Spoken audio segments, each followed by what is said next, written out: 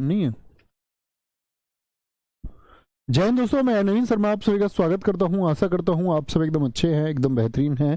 एक बार सारे प्यारे दोस्त बताएंगे आप सब कैसे हैं। उम्मीद करेंगे एकदम अच्छे होंगे, एकदम बेहतरीन होंगे। तो एक इन्फॉर्मेशन तो उनके लिए जो इस बैच से, इस हिस्ट्री के बैच से जुड़े हुए थे, आपका अवतार बैच से। अवतार बैच 2.0 नहीं, अवतार बैच सिर्फ एक स्टूडेंट इसमें ज्वाइन हुए थे, आपका अवतार 2.0 के बच्चे। ठीक है, 2.0 के बच्चे समझेंगे। और एक हमारे साथी इसमें जुड़े थे बच्चे लिखने की क्या जरूरत है। एक हमारे साथी जुड़े थे इसमें विनायक बैच के। ठीक है, विनायक बैच 3 बैच का ये हमारा इसमें चल रहा था। जिसमें से अगर मैं बात करूं आपसे कि जो अवतार बैच के बच्चे थे जो इसमें जुड़े हुए थे आपका, तो अवतार बैच के हमारे साथी जुड़े हुए थे आपका किससे। तो इसमें हम चल रहे थे, पहले हमने पढ़ा था प्राचीन इतिहास को। तो प्राचीन और मध्यकालीन तो हम पहले पढ़ चुके थे। अवतार 2.0 के जो हमारे साथी हैं वो मॉडर्न हिस्ट्री से जुड़े थे, जिसको हम आज तक पढ़ रहे थे, यानी कि आधुनिक इतिहास से ये बच्चे जुड़े थे। तो आज क्या होगा कि जो पुराने साथी हैं, जो प्राचीन पढ़ चुके, मध्यकालीन पढ़ चुके, आधुनिक, उनकी क्लासेस जो हैं दोस्त आज आपकी खत्म हो रही हैं। मतलब ऐसा नहीं है कि आप क्लास चाहे रोज करते रहिए, कोई दिक्कत नहीं, बाकी आपका सिलेबस आज पूर्ण हो जाएगा। और जो साथी आधुनिक से जुड़े हैं, ठीक है, यानी पहले मॉडर्न को पढ़ा, अब उनके लिए हम प्राचीन और मध्यकालीन ऐसे चलेंगे। ठीक है, एक साइक्लिक ऑर्डर है, इससे बच्चों की कुछ डिमांड पूरी होती रहती है कि वो लगातार डिमांड करें, कुछ करें। ठीक है, तो आज हम आधुनिक को खत्म करने वाले हैं। आधुनिक क्या, दरअसल में हमारे बचे हुए टॉपिक हैं, जिसमें हम आज पढ़ेंगे आपका पल्लव वंश के बारे में थोड़ी सी जानकारी। बहुत ज़्यादा कुछ पूछा नहीं जाता पल्लव वंश के बारे में। ठीक है, पल्लव वंश के बारे में। और आपका पल्लव वंश के बाद में हम पढ़ेंगे आपका यहाँ पर आपका जो चोल साम्राज्य होगा। ठीक है, फिर आपका चेर और पांडे, इनकी बेसिक जानकारी हमको पढ़नी है, बेसिक 4 वंश ये हमारा आज के टारगेट पर रहेंगे। कल हमने चालुक्यों के बारे में थोड़ी जानकारी ली थी। ठीक है, तो इनको छोड़ना नहीं है, पढ़ के जाओ एटलीस्ट एग्जाम में। ऐसा नहीं कि इनको छोड़ छाड़ के पेपर में चले गए, पढ़ लीजिए एक बार। ओके, तो आज हम शुरू करते हैं पल्लव वंश से। तो पल्लव वंश कहाँ पर था आपका, पहली बात तो समझिए, तमिलनाडु में। इसके संस्थापक कौन थे, सिंह विष्णु, बहुत पूछा जाता है। इनकी कैपिटल थी कांची। तो मुझे बताइए, चालुक्य वंश का कल मैंने आपको बताया कौन सा शासक था जिसने कांची पर आक्रमण किया था, क्योंकि कांची एक प्रसिद्ध नगर था और व्यापार के लिए बहुत जाना जाता था। जब हिंसवांग भारत की यात्रा पर आया तो हिंसवांग ने भी अपनी जीवनी स्यूकी में लिखा है कि दक्षिण में जिस तरह से कांची बहुत महत्वपूर्ण व्यापारिक नगर था, उसी तरह से उत्तर भारत में कन्नौज एक महत्वपूर्ण व्यापारिक नगर था। तो इसकी बहुत इंपॉर्टेंस थी, व्यापार का केंद्र इसको माना जाता था। ठीक है, तो इसीलिए वो किसके कंट्रोल में था, पल्लवों के। और चालुक्य इसको जीतना चाहते थे। ठीक है, सर जी विनायक बैच वाले बच्चे क्या करेंगे। अरे भाई साहब, मैं आपको बताता हूँ, जिसने प्राचीन से शुरू किया था तो प्राचीन, मध्यकालीन, आधुनिक उसने पढ़ा। जिसने आधुनिक से शुरू किया उनको प्राचीन और मध्यकालीन में भी पढ़ना है, इसमें कंफ्यूजन क्या है। ठीक है, सिंह विष्णु कौन है, संस्थापक था। सिंह विष्णु ने आदिवराह का गुफा मंदिर बनवाया, कहां पर, तमिलनाडु में, बहुत इंपॉर्टेंट है। इसका आपका दरबारी कवि था भारवी, जिसकी बुक है क्रारतार जुनियम। ठीक है, नोट्स आपको कल की क्लास में इसके मिल गए होंगे, जो पिछली क्लास थी ना कल वाली, उसमें सारे नोट्स होंगे, देख लेना एक बार। एडवांस में नोट्स आपको हमेशा देता हूँ। जैसे हम अब प्राचीन शुरू करेंगे तो आपको प्राचीन के सारे नोट्स मिल जाएंगे। ओके, फिर आपको बस समझना मात्र है। महेंद्र वर्मन वो शासक था जिसने पल्लव और चालुक्यों के मध्य संघर्ष शुरू हुआ। ठीक है, नरसिंह देव वर्मन जो था, जिसने किसको हराया था, आपको याद है कि जब कांची पर आक्रमण करने गया था आपका चालुक्यों की तरफ से पुलकेशिन प्रथम, तो क्या सफल हुआ था। आप कहेंगे जी नहीं, वह सफल नहीं हुआ था। ठीक है, नरसिंह देव वर्मन, जिसको हम मामल्ल कहते हैं, इसने महाबलीपुरम यानी कि मामल्लपुरम के मंदिर भी इनको बोलते हैं हम। मामल्लपुरम के रथ मंदिर बहुत चर्चित हैं। कहाँ पर हैं जी, मामल्लपुरम के रथ मंदिर, ये तमिलनाडु में है। इसके बाद में शासक आया नरसिंह जो देव वर्मन है, इसी ने इसका निर्माण करवाया है। ठीक है, किसके बाद में था, महेंद्र वर्मन के बाद में। कांची के कैलाश मंदिर का निर्माण भी इसी ने कराया। बहुत इंपॉर्टेंट है कि कैलाश मंदिर कहाँ पर है, तमिलनाडु में। और दंडी विद्वान इसी के दरबार में रहता था। तो एक तो भारवी बहुत महत्वपूर्ण है। भारवी किसके दरबार में रहता था, जो आपके संस्थापक हैं इसके संस्थापक, पल्लव वंश के संस्थापक सिंह विष्णु, और उसकी बुक है कार्तार्जुनियम। ऐसे ही मैंने बोला दंडी की पुस्तक पूछी जाती है 10 कुमार चरितम, जो ब्लू कलर में लिखा हुआ है, बहुत महत्वपूर्ण है क्योंकि बार बार एग्जाम में पूछा जाता है कि 10 कुमार चरितम, जो 10 कुमार चरितम है उसके लेखक कौन है, उसके लेखक कौन है। ठीक है, आगे आएंगे। सर स्ट्रीमर से बोल दीजिए वीडियो पूरा होने के बाद ही वीडियो खत्म करो, बीच में मत खत्म किया करो भाई, पूरी। अच्छा, बच्चे की तरफ से एंड होती नहीं, ये बाद में करते भाई, वीडियो खत्म होने के बाद में वो बोल रहे हैं। ठीक है ना, आप अगर थोड़ा पीछे चल रहे हैं तो उस वजह से वो इशू आता है। अब दोबारा उसको क्लिक करके ओपन करेंगे, पूरी वीडियो आपको मिलेगी, है ना। अब हम बात करेंगे, ये तो हुआ हमारा किसका, आपका पल्लव वंश के बारे में बात। अब आता है एक संगम साहित्य। देखो दोस्त, किसी भी राजवंश के बारे में जानकारी के लिए हमको क्या पढ़ना पड़ता है, पुस्तकों में जानकारी मिलती है, और जो वो पुस्तकें होती हैं उन पुस्तकों को हम नाम देते हैं साहित्य का। तो ऐसा ही हिंदुस्तान में एक है संगम साहित्य। संगम साहित्य दरअसल में ये तमिलनाडु को, क्या बोलेंगे, तमिलनाडु के जो आसपास के राजा या राजवंश या उनके द्वारा जो कुछ भी कार्य किया गया, ठीक है, नहीं कमेंट मत करो, ठीक है। क्या सारे दोस्त क्लास से जुड़ पाए हैं? कुछ बच्चे कह रहे हैं कि क्लास नहीं चल रहा है, एक बार थम्स अप करके बताना दोस्त, एक बार थम्स अप करके सारे दोस्त बताएंगे। जी भाई उमेश यादव। स्टैटिक जीके कब होगा? स्टैटिक जीके यहाँ नहीं होगा दोस्त, स्टैटिक जीके होगा आपका हिस्ट्री, उस जो हिंदी के टाइम पर 12 बजे नहीं होगा, ठीक है, वो हिंदी के टाइम पर होगा स्टैटिक जीके। स्टैटिक जीके मैंने कहा आपसे, उसको हम शुरू करेंगे 25 के करीब से, और यूपीएसआई वाले बच्चों को नहीं करनी है वो स्टैटिक जीके, सिर्फ एसएससी के बच्चों को। ओके, आ गया। एक बार थम्स अप करके बता दें कि आप लोग क्लास से जुड़ चुके हैं। संगम साहित्य जो है, इसका मूल विषय है आपका वीरता और प्रेम को आधार मान के लिखा गया। इस दौरान कुछ रचनाएं हुई जो बहुत इंपॉर्टेंट है। तिरुवल्लुर ने एक ग्रंथ लिखा तिरुकुरल। कौन है इसका राइटर है, कौन है? तिरुवल्लुर। और ये इतना प्रसिद्ध ग्रंथ है दक्षिण भारत में या वहां के राजवंशों में या वहां के इतिहास के लिए कि इसको संगम, संगम बोले तो आपका दक्षिण, दक्षिण का बाइबल, संगम बोले तमिलनाडु का जो साहित्य है, संगम की गीता, संगम काल का उपवेद और संगम का पंचवेद, 5वां वेद माना गया है इसको संगम साहित्य का। जैसे नाट्य शास्त्र हम पढ़ते हैं, एक भरत मुनि ने नाट्य शास्त्र लिखा था, आप उसके बारे में जानते हैं, यस और नो? भरत मुनि ने जो नाट्य शास्त्र लिखा, उत्तर भारत में पंचम वेद नाट्य शास्त्र को माना जाता है, ठीक है। यहां पर जो रचनाएं हुई उनमें एक रचना है जैन धर्म से संबंधित शिल्पादिकारम। शिल्पादिकारम ये एक ग्रंथ है जिसके लेखक का नाम है, शिल्पादिकारम के जो लेखक हैं उसका नाम है इलंगो दिगल। क्या बोलोगे? इलंगो दिगल। इस कहानी में एक पात्र है कोवलन व्यापारी, और दक्षिण भारत की पार्वती कन्नगी इसमें एक पात्र है, और माधवी इसमें कौन है? आपका एक पात्र है, ठीक है। क्या बोलेंगे? माधवी पत्नी नहीं है, माधवी प्रेमिका है। माधवी कौन है जी? माधवी प्रेमिका है।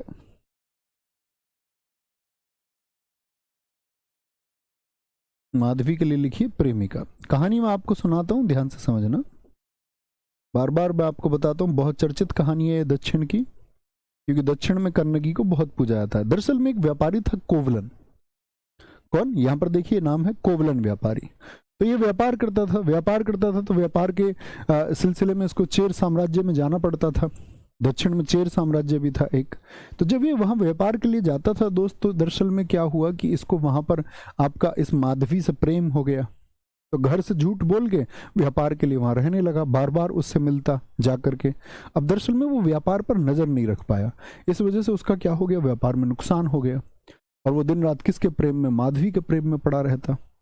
अब दरअसल में जब उसका व्यापार बर्बाद हो गया तो उसकी पत्नी भी उसको बहुत प्रेम करती थी, जिसका नाम कन्नगी है। उसने अपनी पायल दी। पायल बोले तो नुपुर को हम पायल कहते हैं। तो शिल्पादिकारम जो है ये नुपुर की ही कहानी है। शिल्पादिकारम का अर्थ है, क्या बोलोगे? आपका नूपुर की कहानी, यानी एक पायल की कहानी है ये। अब उसकी घरवाली ने उसको एक पायल दी, उससे बोला कि भाई तुम ये पायल मेरी बेच के और अपना व्यापार शुरू कर दो। अब दरअसल में गड़बड़ ये हुई कि चेर साम्राज्य की जो रानी थी उसकी भी एक पायल खो गई। अब पायल खो गई तो उसके गुप्तचर ढूंढ रहे थे कि भाई पायल कहाँ मिलेगी। उनकी नजर थी बाजारों में भी कोई बेचने जरूर जाएगा। अब ये उसी बाजार में अपनी उस पायल को, जो उसकी पत्नी की पायल, पैर में होता है ना पाजेब, जानते हो ना पायल, तो उसको बेचने जैसे ही गया तो गुप्तचरों ने उसको पकड़ लिया, जासूस थे। उन्होंने कहा ये तो रानी की पायल, उसने कहा नहीं मेरी पत्नी की पायल है ये तो। और वो दोनों पायल दिखने में एक जैसी थी संयोगवश, तो उसको मृत्युदंड दे दिया गया तुरंत उसकी बात सुने बगैर। तो कहते हैं कि उसकी पत्नी बहुत क्रोध में पहुंची वहां और उसने श्राप दिया उस चेर साम्राज्य को। कहते हैं कि उसी की वजह से फिर चेर साम्राज्य जो है वो तबाह हो गया था। और इतनी ज़्यादा तब से ही पूजा होने लगी वहाँ पर। उसका सर आपका बहुत क्रोध माना जाता है कि कन्नगी देवी प्रसन्न रहनी चाहिए, वो अगर नाराज हो जाएंगी तो सब कुछ नाश हो जाएगा। अच्छा, इसी किताब का शिल्पाधिकारम का सेकंड पार्ट भी लिखा गया, जिसको हम मणि मेखले कहते हैं। ये एक बौद्ध लेखकों ने लिखा है। इसका लेखक है आपका सतने सतनार नाम है। सतनार ने ये सेकंड पार्ट है किसका, आप समझ सकते हैं ये सेकंड पार्ट है किसका, शिल्पाधिकारम का। सेकंड पार्ट ऑफ शिल्पाधिकारम, इसमें सब कुछ संभव है। शिल्पाधिकारम, इसमें उससे आगे की कहानी लिखी गई है। दरअसल में माधवी से संबंधित है। अब आप सोचेंगे जी माधवी कौन है और मणि मेखले कौन है। तो मणि मेखले जो है ना आपका, ये बात आपको पता होनी चाहिए, मणि मेखले एक लड़की का नाम है। मणि मेखले एक लड़की का नाम है जो बाद में आपका बौद्ध सन्यासन बन गई थी, जिसने बौद्ध को ग्रहण कर लिया था। बहुत सुंदर लड़की की कहानी है मणि मेखले। ये दरअसल में जो कोवलन था और उसको प्यार था किससे, उसकी जो प्रेमिका है और माधवी की बेटी है, पत्नी की नहीं प्रेमिका की बेटी है, माधवी की पुत्री है। और उसके बारे में कहानी यहाँ पर मिला है। जैसे आपका अगर आप देखेंगे दिल्ली पुलिस AWO ने पूछा था कि आपका जो कहानी है उसने दिया था मणि मेखले में किसकी कहानी है। विकल्प थे कोवलन और कन्नगी की कहानी, कोवलन और माधिका की कहानी, या उसमें था माधवी और कोवलन की पुत्री की कहानी। तो वो एकदम से ठीक था। ठीक है, आगे आ जाएंगे। संगम साहित्य जब लिखा जा रहा था, जब ये महत्वपूर्ण रचनाएं की जा रही थी, उसमें 8,898 कवियों ने भाग लिया था और जिनको पांड्य शासकों ने आश्रय दिया। ये इंपॉर्टेंट बात है। मुझे बताइए संगम साहित्य को आश्रय कौन से वंश ने दिया, पांड्य वंश ने दिया। तमिल कवि जो ये इकट्ठा होते थे इन सब को लिखने के लिए, इनका जो समागम मतलब तो एक साथ जो इकट्ठे होते थे, इसको मुचंगम कहा जाता था। तो तमिल कवियों का जो समूह था उसको क्या बोलते थे, जो मिलकर रचनाएं कर रहे थे, अपने इतिहास को लिख रहे थे। ठीक है, संगम साहित्य में 3 वंशों के बारे में जानकारी मिलती है। तो प्रश्न पूछा जाएगा संगम साहित्य में कौन सा वंश नहीं आता है। तो पांड्य वंश ने तो आपका क्या दिया, आश्रय दिया, और 2 वंश थे चेर चोल पांड्य। तो चौथा विकल्प आपको दे देगा कोई अन्य नाम इस वंश के अलावा, तो आपको वही चुनना होगा। ठीक है, क्या बोलेंगे, वही चुनना होगा। नितिन कुमार जी कह रहे हैं प्यार जैसा कुछ नहीं होता इस धरती पर। नहीं दोस्त, ये गलत बात है। आपकी माता जी नहीं करती प्यार आपसे क्या? आप प्रेम सिर्फ, एक बात बताओ, विपरीत जेंडर्स, एक पुरुष और स्त्री के बीच के प्यार को ही प्यार आप क्यों समझते हैं, जो कि विपरीत लिंग का प्यार? तो दोस्त आपके पिताजी, आपकी माताजी, आपका बहन, आपकी भाई, आपका दोस्त, कोई ना कोई तो इस दुनिया में होगा। लेकिन आप पवित्र चीज को किसी की वजह से अपवित्र नहीं कह सकते, क्योंकि वो उसका खुद का चरित्र है, उसका खुद का कैरेक्टर है। आप ढूंढिए कि इस दुनिया में कोई सिंगल वन व्यक्ति प्यार करता है आपको या नहीं। आप कहेंगे कोई ना कोई तो मिलेगा, कोई ना कोई तो होगा। तो इसका मतलब प्यार तो जीवित है, प्यार शाश्वत है, और प्रेम से बेहतर कोई चीज नहीं होती है। आपको चुनना पड़ेगा। ठीक है, और जो नहीं करते वो आप बोलेंगे जो ने प्रेम को कलंकित किया है, तो वो लोग क्या है, वो उनके चरित्र पर निर्भर करता है। तो ऐसा ना कहिए भाई। 3 संगम परिषद आयोजित हुई, क्योंकि मैं जानता हूं मैं अपनी बात बताऊं, आप पर भी ये बात लागू होती होगी। मेरी फैमिली में कोई ऐसा आदमी नहीं है, एक ऐसा नहीं है, ऐसा नहीं कि मैं आज कामयाब हूं तो इस वजह से नहीं। पहले से भी मेरे भाई ने, मेरे जो भाई हैं बड़े, ठीक है, उन्होंने, जब लोग बोलते ना कि मेरी इंजीनियरिंग हुई और मैं विपरीत स्थितियों में था, तो तब भी मेरी मदद के लिए मेरी पूरी फैमिली मुझसे उतना ही प्यार करती थी। मेरी माँ, हमारी माता जी, पिताजी मतलब थोड़े हमारे मतलब बोलते हैं स्ट्रिक्ट बिहेवियर वाले हैं, लेकिन मेरे दोस्त ये सब मेरे साथ हमेशा थे, ऑलवेज, है ना। तो ना इतना नादान नहीं बनना है, पवित्र चीज पर प्रश्न चिन्ह नहीं उठाने। लोगों पर प्रश्न चिन्ह उठा सकते हैं आप, लोगों पर। अच्छा, 3 संगम परिषद हुई। संगम समझे क्या बोलेंगे भैया? अच्छा, कवि इकट्ठा होते थे और आपस में चर्चा करके वो रचनाएं करते थे। इतिहास के ऊपर बातें होती थी, फिर उसको लिखा जाता था, फिर उसकी पुष्टि की भी बातें होती होंगी कि भाई कौन सिद्ध करेगा इस बात को ये हुआ। ओके, आगे आएंगे। बहुत बढ़िया। एक दोस्त लिख रहा है लड़कियां खराब होती है, इसका मतलब दोस्त लड़कियों में हमारी माँ और बहन भी आती है भाई। इसका मतलब है हम कह रहे हैं हमारी माँ खराब है, इसका मतलब है हम कहते हैं कि हमारी बहन खराब है। ठीक है, ऐसा नहीं बोलना है। और तुम किसने पढ़ा लिखा दिया? तुम पढ़ लिख के तुम विकसित समझ के नहीं हुए तो ये सब बेकार है, सिलेक्शन भी ले लोगे बेकार है। पहले अपनी समझ विकसित कीजिए। आगे आए, कोई दिक्कत? 3 संगम परिषद आयोजित हुई है, मदुरै अगस्त ऋषि अध्यक्ष इसके बने। भाई पूरे जो इतने लोग आए उनका एक अध्यक्ष, उसकी लीडरशिप के लिए कोई चाहिए। मदुरै कहां पर है, कितने दोस्त बता सकते हैं? इसका कोई प्रमाण नहीं है, इसके बारे में सिर्फ बात होती है। दूसरी संगम परिषद हुई आपका कपाटपुरम में, इसके भी अगस्त ऋषि आपका अगस्त्य ऋषि हैं, नाम तो अगस्त लिखा हुआ है, अगस्त्य ऋषि हैं। प्रमुख ग्रंथ इसके दौरान लिखा गया आपका दूसरे के दौरान। तो ये किस दौरान लिखा गया है? सेकंड संगम के दौरान, तोलक्कपियम। सेकंड संगम के दौरान लिखा गया आपका तोलक्कपियम, जिसको दक्षिण भारत का पहला व्याकरण ग्रंथ हम कहते हैं। क्या आप जानते हैं दोस्त, जैसे अंग्रेजी में ग्रामर होती है ऐसे ही हर भाषा की अपनी व्याकरण होती है। जैसे संस्कृत भी हम लिखेंगे तो व्याकरण पर लिखा जाएगा। तो संस्कृत की व्याकरण किसने लिखी थी, जिससे हिंदी की व्याकरण भी बनी है? संस्कृत की व्याकरण उत्तर भारत में सबसे पहले किसने लिखी? तो क्या बोलेंगे आप? भैया पाणिनि ने। कौन सी बुक है पाणिनि जी की, जरा बताइए, जो ग्रामर है, जो आपका संस्कृत भाषा की व्याकरण और प्रथम वैयाकरण, इन्हीं को हम कहते हैं। ये वो पहले व्यक्ति हैं जो इस हिंदुस्तान में व्याकरण को जन्म देने वाले थे, जिन्होंने व्याकरण को जन्म दिया। ओके, आगे आएगा। क्या बोलेंगे? 8 प्रकार के विवाह हैं तोलक्कपियम में, दूसरी परिषद के दौरान ये लिखा गया। तीसरी परिषद हुई आपका मदुरै में और नक्कीर इसके अध्यक्ष बने। यानी पहली और तीसरी मदुरै में हुई और दूसरी कहां पर हुई? कपाटपुरम। दूसरी के दौरान तोलक्कपियम को लिखा गया। ठीक है, तो कौन कौन से साम्राज्य आपको इसमें वर्णन मिलता है? एक तो मैंने बताया चोल, एक चेर और एक आपका पांड्या। ठीक है, चोल राजवंश की अगर हम बात करते हैं, चोल इनमें सबसे ज्यादा प्रभावशाली रहे, चेर चोल पांड्या में। ठीक है, तो मैंने आपको बताया कि ये कहां पर थे आपका, यहां पर हम बात करेंगे, क्या बोलेंगे, ये दक्षिण भारत में इस वाले हिस्से में थे तीनों राजवंश। संस्थापक इसके विजयालय हैं और इनका शासनकाल याद करने की आवश्यकता नहीं। राज चिन्ह इनका बाघ था। राज चिन्ह मतलब इन लोगों ने अपना एक साइन बनाया हुआ था, चेर लोगों ने भी, चोर ने भी, पांड्य ने भी। चोर नहीं, चेर, चोल, चेर और पांड्य, इन सबका एक साइन होता था, जिस साइन के तहत ये काम करते थे। राजधानी साइन देखा तुमने? अभी जैसे एक आपका मूवी आई थी आपका सालार, किसी ने देखी हो, उसमें एक सील होती है, एक साइन, उसके ऊपर काम करते थे। तो पहले के राजवंश एक सील पर चलते थे, एक साइन पर चलते थे। राजधानी इसकी मल्लूर, उरेयूर और पोहार इसकी राजधानी। 3 राजधानी भैया नहीं, 4 राजधानी। मल्लूर के बाद उरेयूर। आज के प्रैक्टिस सेट में भी पूछूंगा उरेयूर किसके लिए प्रसिद्ध था?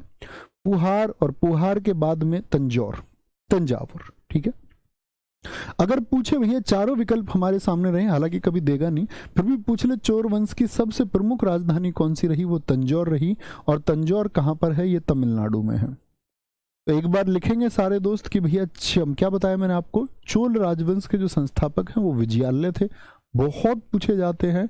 इनका राज चिन्ह क्या था? बाघ था। राजधानी इनकी अगर हम बात करते हैं आपका मल्लूर, उरेयूर, पुहार। पुहार बंदरगाह इन्होंने तमिलनाडु में बनाया था, आपका उस समय पर विकसित किया गया एक बंदरगाह है। ठीक है, और बाद में फिर आपका इनकी राजधानी रही तंजौर। ठीक है, तंजौर रही। आगे आएंगे। विजयालय जिसकी उपाधि क्या है आपकी? नरकेशरी है। एक हमारे दोस्त ने बहुत पहले लिखा इसको कमेंट सेक्शन में। चोलेश्वर मंदिर किसने बनवाया? विजयवाल्य ने। अब ये दरअसल में विजयालय आया कहां से? ये पल्लवों के यहाँ पर एक मंत्री था और पल्लवों के यहाँ मंत्री रहते हुए इसने एक स्वतंत्र राज्य, अपने चोल साम्राज्य की स्थापना की। अल्पना जी बहुत थैंक यू। इसके बाद में आपसे पूछो भी, शासक तो बहुत सारे हैं, हजारों, क्या बोले हजारों तो नहीं, लेकिन इन तीनों राजवंशों में अगर हम बात करेंगे तो लगभग 70 से ज्यादा राजा हैं, आपको नहीं पढ़ना है। ठीक है, आपसे पूछे चोल वंश के सबसे प्रतापी राजा कौन है? कराईकल। कराईकल, आपने अभी एक मूवी आई थी अगर आपने देखा हो, PS1, साउथ के एक हीरो है विक्रम, अगर आपने देखी हो, उसमें मतलब वो इसी कहानी पर आधारित है, चोल राजवंश के ऊपर। पोन्नी सेल्वम 1, पोन्नी सेल्वम 2, तो उसमें ये कहानियां दिखाई गई हैं। उत्तर भारत पर आक्रमण करके मगध और अवंती को जीता। तो मगध कहां पर है आपका? ये था यूपी बिहार वाला क्षेत्र। यूपी बिहार का क्षेत्र है, आप प्राचीन भारत में पढ़ेंगे, जो छात्र पढ़ चुके हैं वो जानते होंगे। अवंती आपका एमपी में। तो ये उत्तर भारत आ गया। भाई साहब देखो, उत्तर से दक्षिण बहुत राजा गए, लेकिन दक्षिण से उत्तर आने वाले राजा कम हैं। तो किसने, दक्षिण के किस राजा ने मगध और अवंती को जीता था? तो कराइकल चोल वंश से था।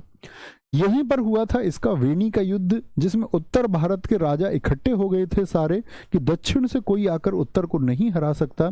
तो उत्तर भारत के सारे राजाओं ने एक संघ बनाया था, लेकिन वेणी के युद्ध में कराइकल ने सबको पराजित किया। ठीक है। पुहार बंदरगाह का निर्माण भी कराइकल ने किया और अपने समय पर इसको राजधानी भी बनाया।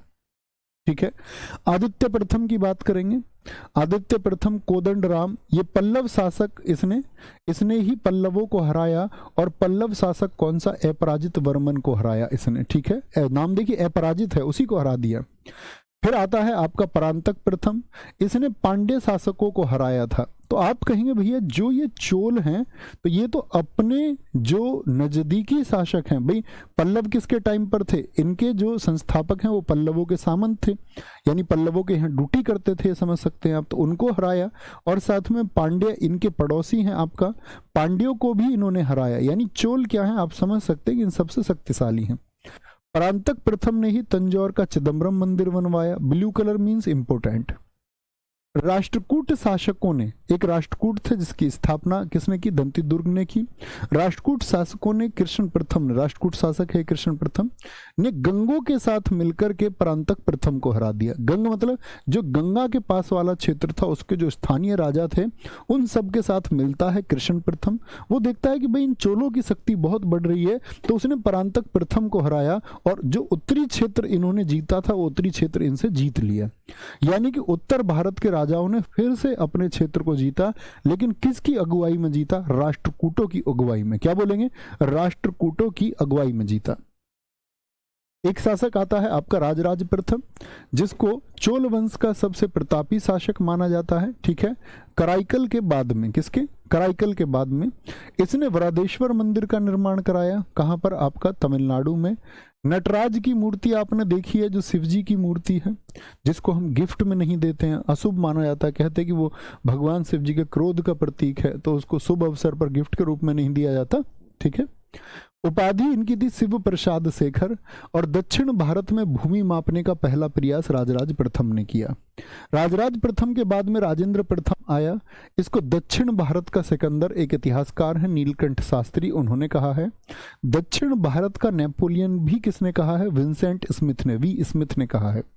अच्छा, मैं आपसे ओवरऑल पूछूं कि पूरे भारत का नेपोलियन किसको कहा जाता है? तो भारत का नेपोलियन क्या आंसर होगा आपका? तब आप कहेंगे भैया समुद्रगुप्त को कहा जाता है। गुप्त वंश का एक शासक था, मैं आपको पढ़ाऊंगा जिन्होंने नहीं पढ़ा है अभी, कि गुप्त वंश में एक शासक हुआ, सन 335 से 380 तक गद्दी पर रहा। ठीक है।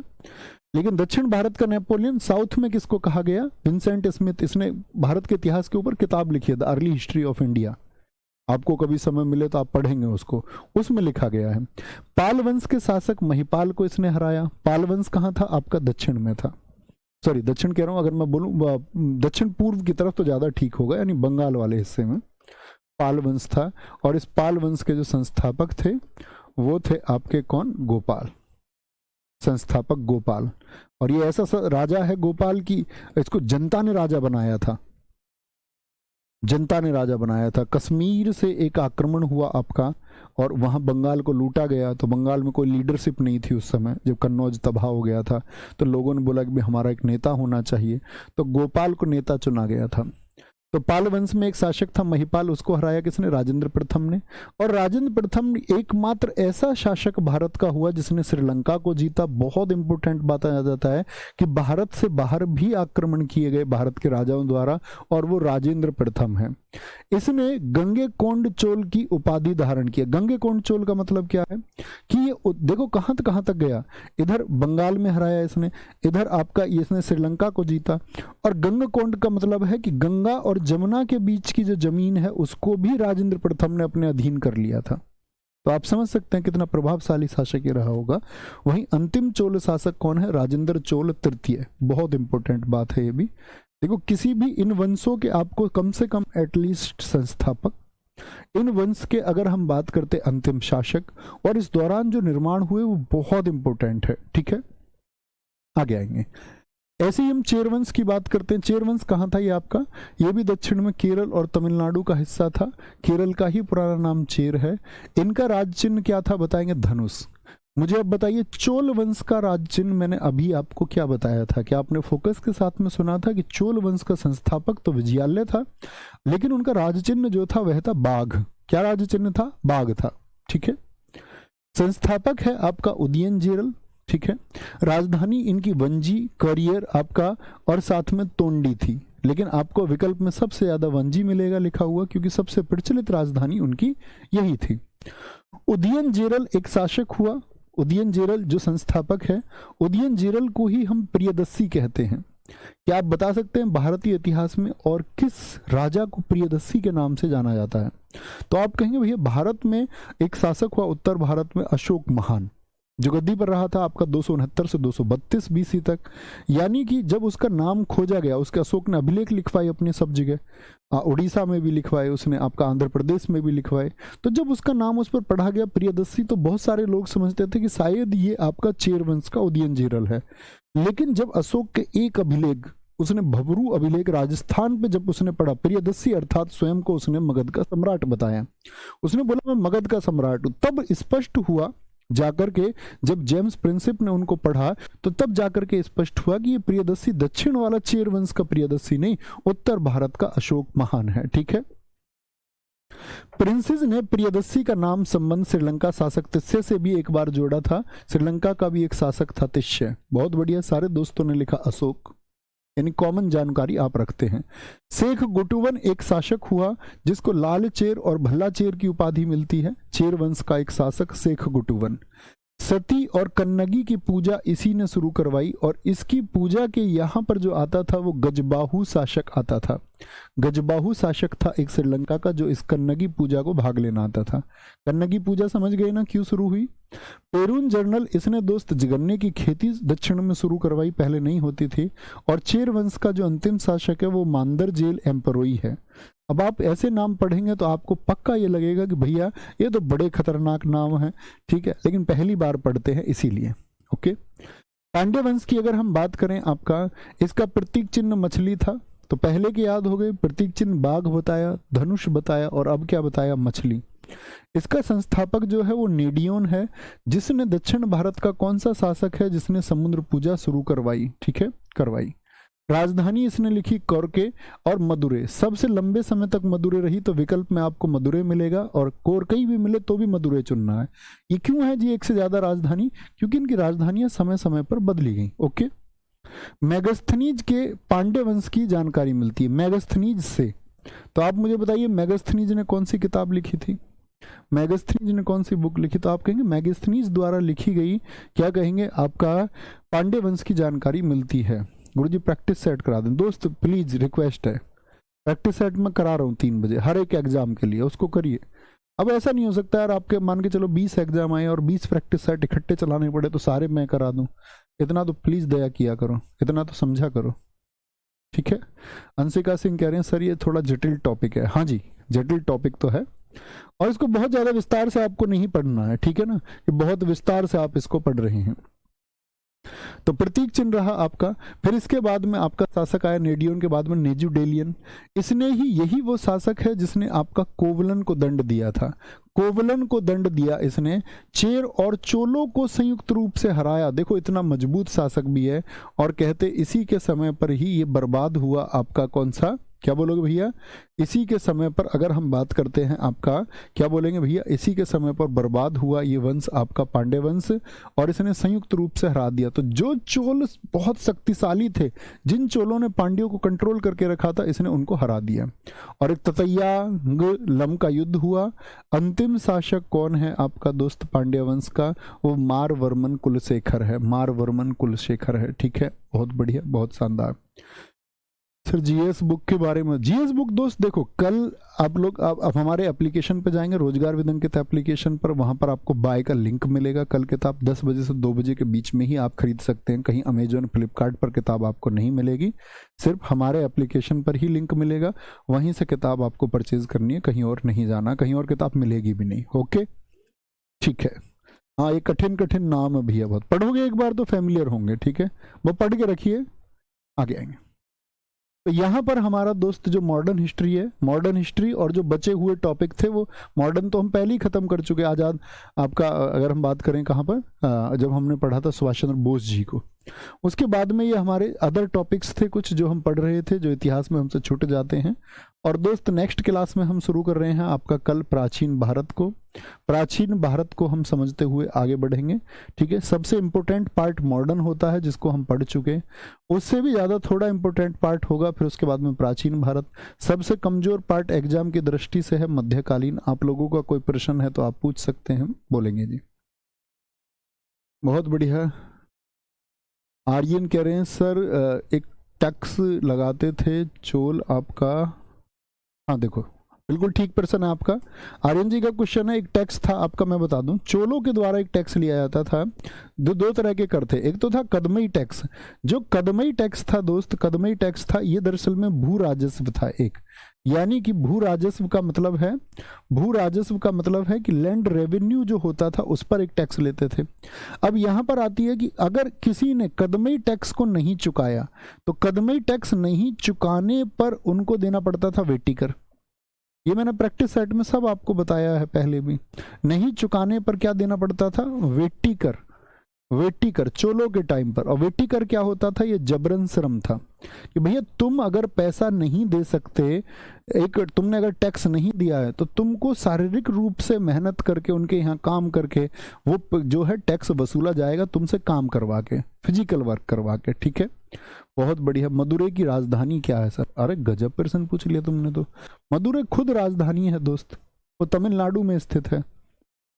तो ये सारा आपका जितना सेगमेंट है इसको एक बार रिवाइज करेंगे आप बहुत अच्छे से। उम्मीद करूंगा कि जहां से पढ़ाना मैंने आपको शुरू किया यूरोपियों के आगमन से, बहुत बेसिक चीज़ें, क्योंकि दोस्त हम फिर भी अगर मैं बात करूं एसएससी जीडी 2 क्वेश्चन के करीब हिस्ट्री से, जो कि बेसिक क्वेश्चन आएंगे आप आसानी से बना देंगे, एक ही क्लास से बन सकते हैं। और अगर मैं बात करूं यूपीएसआई 3 क्वेश्चन, तो उसके लिहाज से हमने इसको काफ़ी अच्छे से पढ़ा है। आप लोगों ने चीज़ें बार बार रिवाइज की हैं या नहीं की हैं वो आप जानते होंगे, वो काम आपका है, ठीक है। आगे आएंगे तो मित्र हम लोग शुरू करेंगे आपका प्राचीन इतिहास को कल से, तो मिलते हैं कल, ठीक है।